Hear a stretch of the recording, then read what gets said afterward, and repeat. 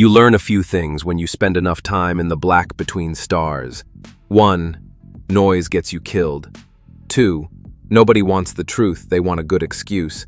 And 3. If a job sounds simple, it's about to kick you in the teeth. Which brings me to a neon sign, blinking in the dark like it's on life support. Scott's Bar. It's a place that smells like hangovers, bad bets, and boiled meat. You only come here if you've got nowhere else, or if you need something dirty done cheap. I push open the door. It groans like it's in pain. Fitting. Inside it's the usual circus. 3 drunks playing a game that no one remembers the rules to. Someone snoring in a booth with a knife still in his back. Might be dead. Might just be Tuesday. And a jukebox wheezing out something that used to be blues before it died and came back wrong. Scott nods at me from behind the bar. Says nothing at first. Just finishes drying a glass and sets it down. "Back again, are you?" he grunts. "You don't drink, you don't talk, but hell, you've got timing." He doesn't ask what I want. He already knows. Slides a data chip across the counter. Plastic, cracked, no label.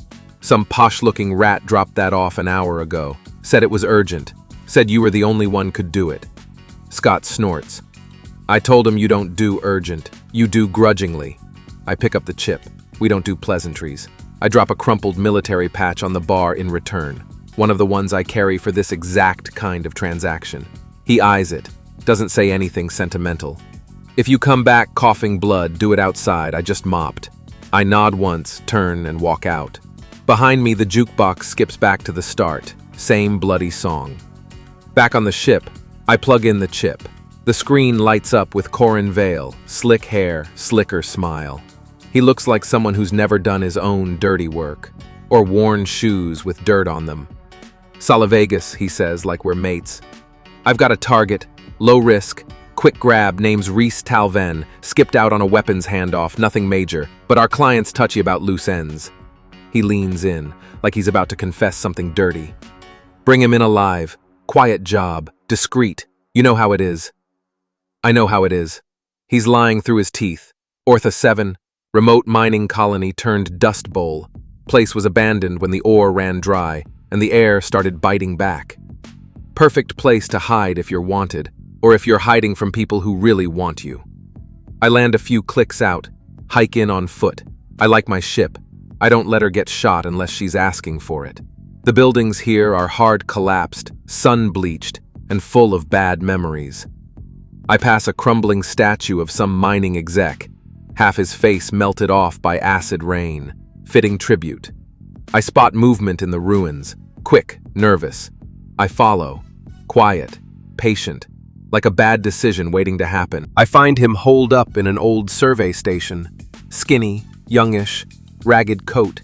He's got a stunner clutched in both hands, but it's shaking worse than he is. "You Talvin?" I ask. He jumps, tries to bolt.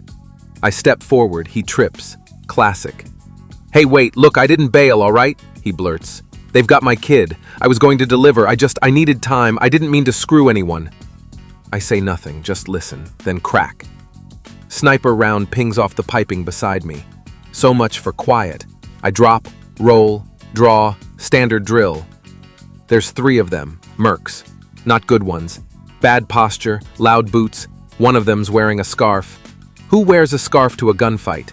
I drop the first with a bolt to the gut. Second one gets clever and tries to flank, until I nail him through a vent grate. Third one freezes when I stare him down. I walk toward him slow, eyes locked. He runs. Smartest decision he's made all day. Back to Talvin. He's curled up like a kicked dog.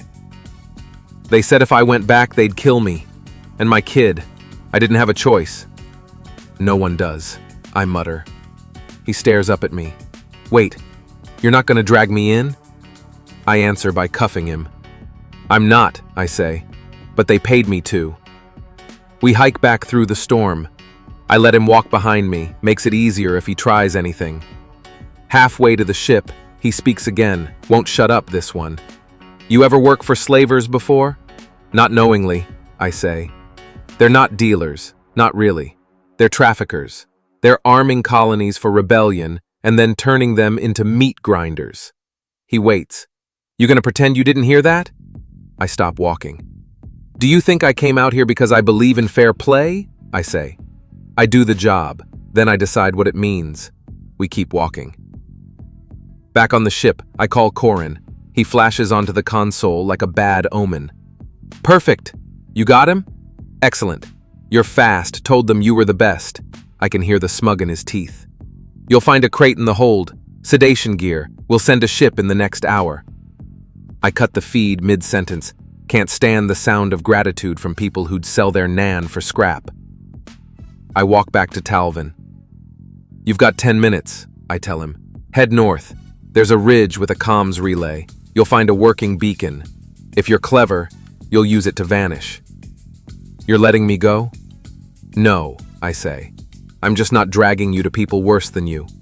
He hesitates. Then he bolts, out into the sandstorm.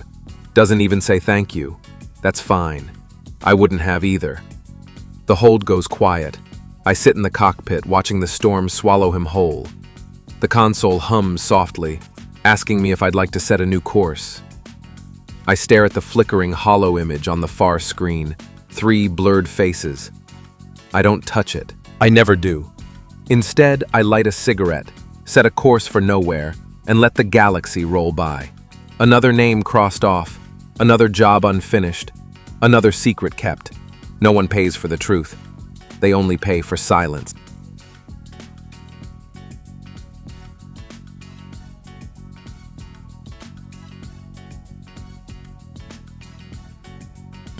That is the end for this one. Make sure you come back for more, and like and subscribe. See you soon.